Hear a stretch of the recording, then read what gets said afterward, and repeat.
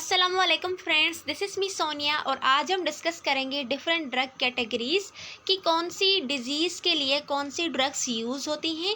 ठीक है, तो ये सारा कुछ आज हम डिस्कस करेंगे फार्माकोलॉजी में। फार्माकोलॉजी का आप सबको पता है कि फार्माकोलॉजी में हम स्टडी ऑफ ड्रग्स करते हैं और उनके इफ़ेक्ट्स और एक्शन इन बायोलॉजिकल सिस्टम, इसको हम फार्माकोलॉजी बोलते हैं। आज हम सिंपल ड्रग कैटेगरीज़ को डिस्कस करेंगे जो कि यूज़ होती है डिफरेंट डिजीज़ के लिए। तो सबसे पहले है हमारे पास कैल्शियम चैनल ब्लॉकर। अब जो कैल्शियम चैनल ब्लॉकर है ये यूज़ होती है एज अ एंटी हाइपरटेंसिव। अगर किसी को हाई ब्लड प्रेशर है तो उसके लिए हम कैल्शियम चैनल ब्लॉकर्स यूज़ करते हैं। अब इस कैल्शियम चैनल ब्लॉकर्स का काम क्या है, ये क्या करता है, कैल्शियम को हार्ट और ब्लड वेसल्स में एंटर होने से प्रिवेंट करता है। ठीक है, क्योंकि ये क्या कर रहा है, कैल्शियम चैनल वो चीज़ें जहाँ से आयंस मूव होते हैं from one side to another side, इसीलिए ये क्या कर रहे हैं, कैल्शियम चैनल्स को ही ब्लॉक कर रहे हैं ताकि उनकी एंट्री हार्ट में या फिर ब्लड वेसल्स में नहीं आए। उसके रिजल्ट में क्या होता है, ब्लड वेसल्स रिलैक्स हो जाती हैं जिसकी वजह से ब्लड प्रेशर डिक्रीज़ होता है। तो इस तरह से इनका मैकेनिज्म ऑफ एक्शन होता है। तो सफिक्स में इसकी डायपाइन आता है जिसके एग्जाम्पल है नेफिडिपाइन एंड एम्लोडिपाइन। तो ये इसके एग्जाम्पल है। देन है बीटा ब्लॉकर्स। अब बीटा ब्लॉकर्स भी एंटी हाइपरटेंसिव है जो कि यूज़ होते हैं ब्लड प्रेशर को लो करने के लिए। अब ये क्या करते हैं, इनका जो इफ़ेक्ट होता है ये ब्लॉक करते हैं हार्मोन को। कौन सा हार्मोन, एपिनेफ्राइन या फिर जिसको हम एड्रेनालिन हार्मोन भी बोलते हैं। तो इनको ये ब्लॉक करते हैं, उसकी वजह से क्या होता है, हार्ट रेट डिक्रीज़ होता है। ठीक है, हार्ट रेट डिक्रीज़ होने की वजह से क्या होता है, जो फोर्स होता है हार्ट के ऊपर कंट्रैक्शन की वजह से वो भी डिक्रीज़ होता है और ब्लड का जो प्रेशर होता है वो डिक्रीज़ होता है। तो बीटा ब्लॉकर्स का सिंपली ये काम होता है। इसका जो सफिक्स के वो है LOL और इसके एग्जाम्पल है एटिनोलोल, प्रोप्रेनोलोल एंड लेबिटालोल। तो ये इसके एग्जाम्पल है। देन है ACE इनहिबिटर। ACE का फुल फॉर्म क्या है, ACE यानी एंजियोटेंसिन कन्वर्टिंग एंजाइम इनहिबिटर। अब ये क्या करते हैं, एंजियोटेंसिनोजन कन्वर्टिंग एंजाइम को इनहिबिट करते हैं। ये भी एंटी हाइपरटेंसिव ड्रग्स हैं। इसमें क्या होता है, ये जो ड्रग्स हैं ये ब्लड वेसल्स को रिलैक्स करती हैं ताकि जो ब्लड वॉल्यूम है वो लो हो जाए और उसकी वजह से जो ब्लड प्रेशर है वो डिक्रीज़ हो जाए। इनके जो सफिक्स में क्या आता है, PRIL प्रिल, जिसके एग्जाम्पल क्या है, कैप्टोप्रिल एंड लिसिनोप्रिल। ठीक है, देन लास्ट है हमारे पास एंटी हाइपरटेंसिव ड्रग में ARBs। अब ARBs का फुल फॉर्म क्या है, ARBs मतलब एंजियोटेंसिन 2 रिसेप्टर ब्लॉकर। अब जो एंजियोटेंसिन पहले एंजियोटेंसिन होता है, फिर उसके बाद एंजियोटेंसिन 1 में कन्वर्ट होता है, देन एंजियोटेंसिन 1 कन्वर्ट होता है एंजियोटेंसिन 2 में। अब ये जो ड्रग्स है ये क्या करती हैं, एंजियोटेंसिन 2 के रिसेप्टर्स को ब्लॉक करती हैं, क्योंकि जो एंजियोटेंसिन 2 है वो क्या करवाता है, वो ब्लड वेसल को नैरो करवाता है। अगर ब्लड वेसल्स नैरो हो जाएगी तो प्रेशर इंक्रीज़ हो जाएगा, इसीलिए ये इनको वहाँ पर ही ब्लॉक कर देता है ताकि जो ब्लड वेसल है वो नैरो नहीं हो, वो रिलैक्स ही हो, वाइड हो, जिससे क्या होगा, ब्लड फ्लो मोर इजीली हो जाएगा, इजीली पास होगा और उसकी वजह से ब्लड प्रेशर लो होगा। इसमें जो इसका जो सफिक्स है वो क्या है, वो है सार्टन और इसके एग्जाम्पल है लोसार्टन एंड वालसार्टन। ये चारों जो ड्रग्स थी वो यूज़ तो ब्लड प्रेशर को लो करने के लिए हो रही थी, लेकिन इनका मैकेनिज्म ऑफ एक्शन चेंज होता है। ठीक है, देन हम देखेंगे नीचे थायोजाइड्स डायूरेटिक्स। अब थायोजाइड डायूरेटिक्स क्या हैं, ये क्या करती हैं, ये रिड्यूस करती हैं फ्लूइड की रिटेंशन को, यानी ये मोर एंड मोर यूरिन को एक्सक्रिएट करवाती हैं। ठीक है, इसकी वजह से क्या होता है, ये हाई ब्लड प्रेशर को भी ट्रीट करती हैं डायूरेटिक्स। अब इनका मैकेनिज्म ऑफ एक्शन क्या है, ये क्या करती हैं, सोडियम एंड क्लोराइड्स को डिस्टल कन्वोल्यूटेड ट्यूब्यूल में रिटेन करके रखती हैं जिसकी वजह से मोर रीअब्जॉर्प्शन होती है। ठीक है, जो कि क्या करवाता है, मोर डायूरेसिस यानी इंक्रीज यूरिन फ्लो और नेट्रीयूरेसिस जिसको हम बोलते हैं इंक्रीज सोडियम एक्सक्रिएशन। ठीक है, तो ये है थायोजाइड डायूरेटिक्स का काम। अब इसमें जो इसका जो सफिक्स है वो क्या है, थायोजाइड। इसके एग्जाम्पल में आता है हाइड्रोक्लोरोथायोजाइड, जिसको हम सिंपली HCTZ से भी लिखते हैं। देन है इरेक्टाइल डिसफंक्शन। अब इरेक्टाइल डिसफंक्शन वो ड्रग्स होती हैं जिन पेशेंट में इरेक्टाइल डिसफंक्शन होता है, वो सही नमूने से इरेक्टाइल का जो फंक्शन है ना वो नहीं कर पाते, तो उसके लिए हमारे पास ड्रग्स हैं इरेक्टाइल डिसफंक्शन, जिनकी सफिक्स क्या है, एफिल। ठीक है, ये क्या है, ये कोरोनरी वेजोडाइलेशन। अब जो कोरोनरी आर्टरी होती है उसमें प्लाक की वजह से या फिर कोलेस्ट्रोल की वजह से वो नैरो हो जाती है। ठीक है, तो उसको हमने वाइड करना होता है, तो उसको वाइड करने के लिए हम यूज़ करते हैं इरेक्टाइल डिसफंक्शन वाली ड्रग्स।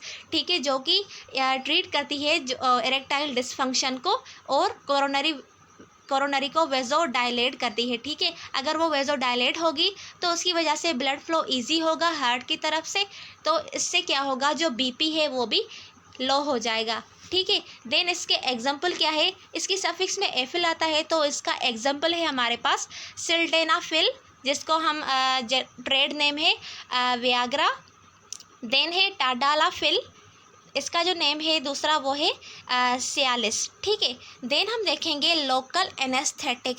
ठीक है, अब लोकल एनेस्थेटिक्स क्या है, एनेस्थेटिक्स हम उनको बोलते हैं जो कि यूज़ होती है पेशेंट को अनकॉन्शियस करने के लिए। अब इनमें भी जो ना कैटेगरीज होती हैं, एक पेशेंट को टोटली क्या कर देती हैं, अनकॉन्शियस कर देती हैं, एक स्पेसिफिक एरिया में हम उनको नशा देते हैं। ठीक है, एनेस्थेसिया का मतलब होता है नशा देना, तो यहाँ पर है लोकल एनेस्थेटिक, यानी जो लोकली यूज़ होती हैं एनेस्थेसिया, उनको हम लोकल एनेस्थेटिक बोलते हैं। ये क्या करती हैं, एक स्पेसिफिक एरिया को नंब कर देती हैं, एक स्पेसिफिक एरिया में ही स्पेसिफिक एरिया को ही नशा देता है। अब ये हम क्यों यूज़ करते हैं, डिफरेंट अगर किसी को इंजरी हुई है, उसको स्टिचेस लगवाने हैं, या फिर सर्जरी के दौरान ये हम लोकल एनेस्थेटिक यूज़ करते हैं, ताकि जो पेशेंट है वो अनकॉन्शियस भी नहीं हो और उसको पेन भी नहीं हो। ठीक है, ये क्या करते हैं, सिंपली ये इम्पीड्स नर्व इम्पल्स, यानी नर्व इम्पल्स को टेम्पररी ब्लॉक करते हैं, जिसकी वजह से पेन फील नहीं होता पेशेंट को।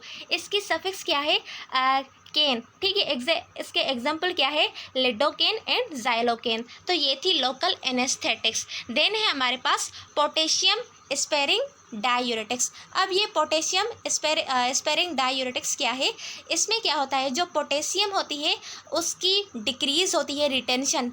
ठीक है, सोडियम और वाटर की रिटेंशन नहीं होती, वो ज़्यादा से ज़्यादा किडनी से यानी वो एक्सक्रिएट आउट हो जाते हैं, लेकिन जो पोटेशियम है वो एक्सक्रिएट आउट नहीं होता, उसकी एक्सक्रिएशन डिक्रीज़ होती है। इनको हम बोलते हैं पोटेशियम स्पेरिंग डायूरेटिक्स, जो कि क्या करते हैं, डायूरेसिस करवाते हैं और नेट्रीयूरेसिस यानी यूरिन का एक्सक्रिएशन और सोडियम का एक्सक्रिएशन। इनको हम वीक डायूरेटिक्स भी बोलते हैं। इनका जो सफिक्स है वो है एक्टोन। इनके एग्जाम्पल में आते हैं हमारे पास स्पायरोनोलैक्टोन एंड एल्डालैक्टोन। तो ये थी हमारे पास डायूरेटिक्स। नाउ हम देखेंगे in other drug category which is बेंजोडायज़ेपाइन।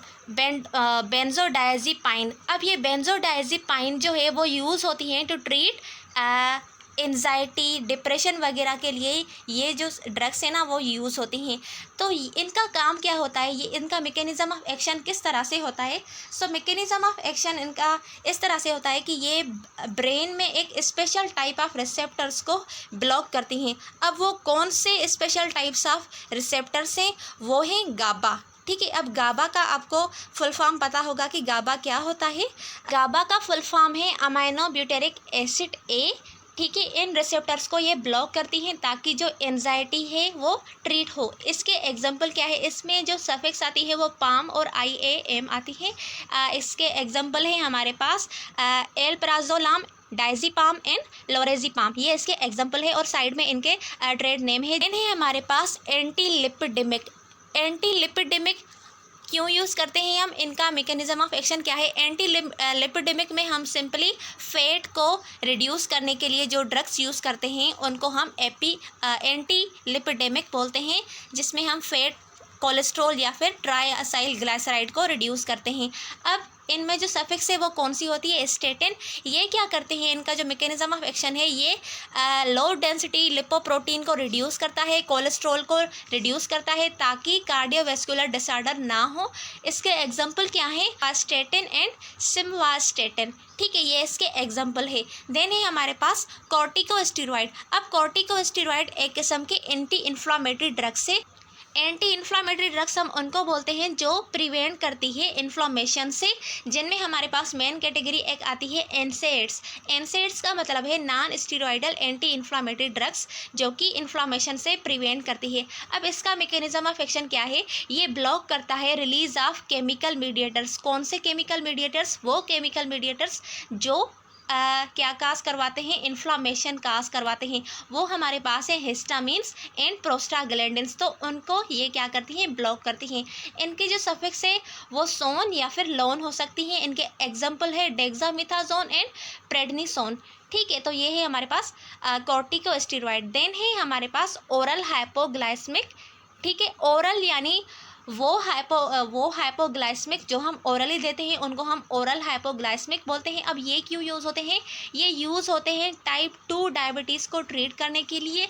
ठीक है, ब्लड शुगर को लो करने के लिए यूज़ होते हैं। इनका मेन जो फंक्शन हो ना वो ब्लड शुगर को लो करते हैं।